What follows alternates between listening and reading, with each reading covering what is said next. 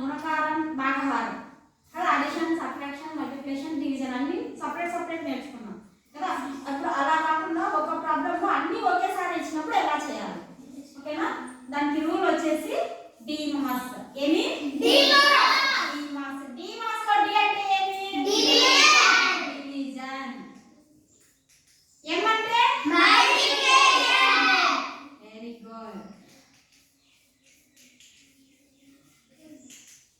ఏ అంటే addition. Yes అంటే subtraction. ఓకేనా. ఇప్పుడు ప్రాబ్లం చేద్దాం. ఒకటి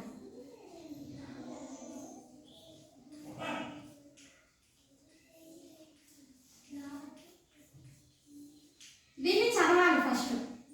ఎలా చదవాలి? 64 డివైడెడ్ బై